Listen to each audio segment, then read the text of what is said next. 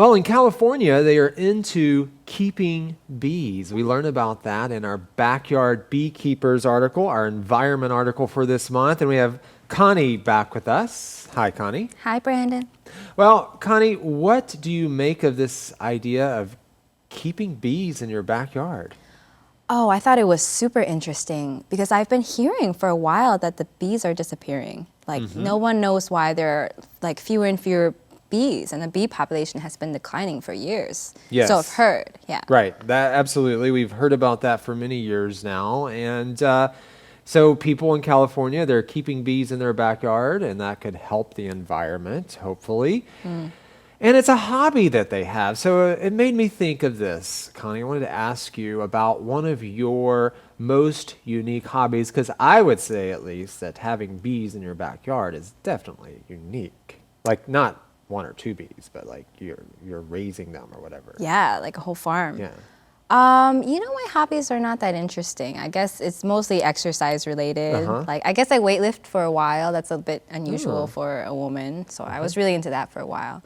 But my dad had a very interesting hobby in where he was really into orchids. I guess when he was a student, he just got fascinated with orchids, and he would kind of take care of them and bring home hundreds. So his whole living room would just be orchids. Nice. Yeah. Beautiful. Yeah, That's right? a lot, though. Yeah, All right. it's a lot.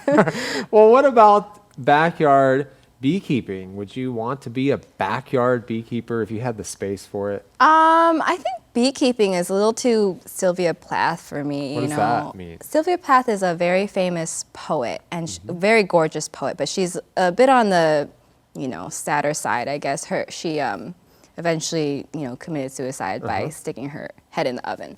But her father was a beekeeper, and so she wrote so many beautiful poems about her father and being a beekeeper. And so that's just what I think of when I think of beekeeping. I'm just I don't know. So not for you. No, not for me.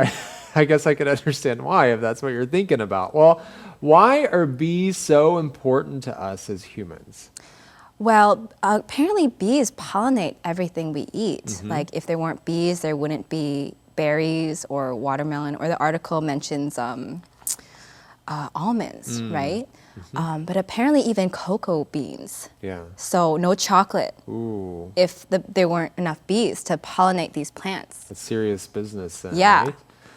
All right. Well, so we know that we need bees, and we have these people who are keeping them in their backyard, and there are benefits to this, and it takes a lot of hard work, I'm sure, as well. And so it makes us think about maybe some hobbies that we want to invest our lives in, or some volunteer work, because this is an environment article, so there are other things that you can do. It makes you think about some of projects that maybe you want to get involved with, and that is definitely worthwhile. We'd love to hear from you about this topic or any topic from this month. Write into us at advanced@studioclassroom.com. That's advanced@studioclassroom.com. And who knows, maybe your comment will end up on our feedback page in the magazine. That's fun.